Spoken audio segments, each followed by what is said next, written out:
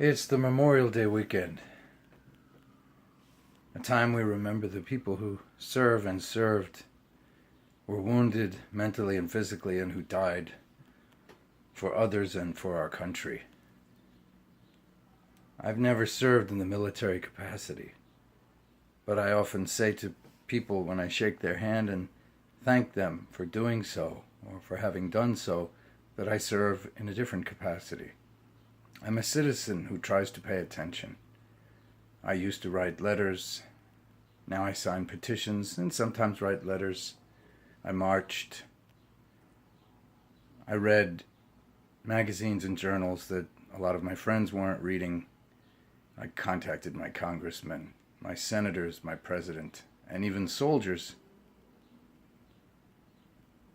There's a lot of sorrow this weekend.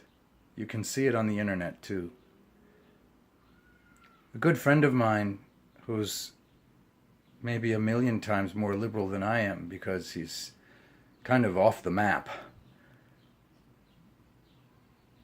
is a big conspiracy believer and so on, more than I am, says that another man named Paccio, who does these videos about occult knowledge, is known for saying that the most important word is no in both spellings.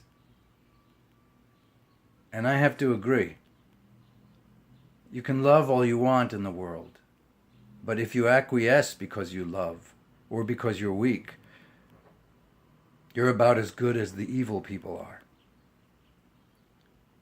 When a war comes along that you know is wrong, it probably takes more courage to say no and not go than to say yes and serve.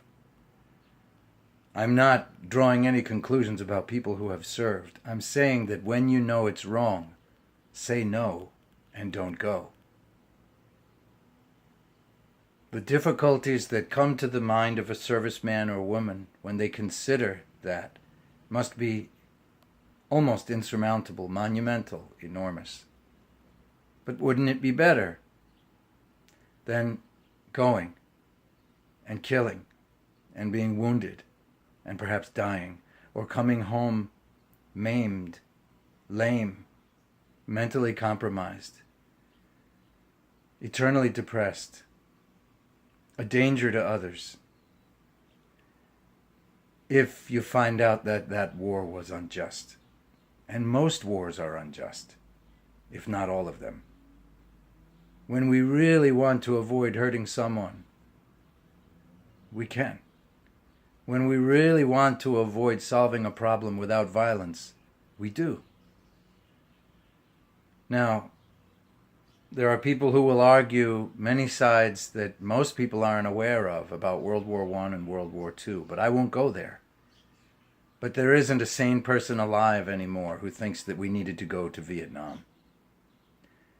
And there are many people slowly joining the ranks of those who know that the Iraq War, at least the second one, was completely unnecessary, and the first one was quite dubious too.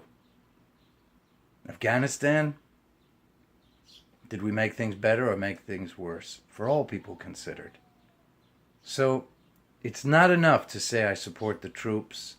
It's not enough to honor those who served. You have to be willing to say no. Because after all, it's not the presidents and the congressmen and the senators who are responsible in the end. It's us, the people who go, the people who send those who go. We pay for the weaponry. We pay for the hell on earth.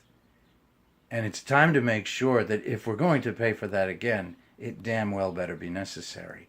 Because it's your conscience on the line, not just the economy and other lives. Happy Memorial Day weekend.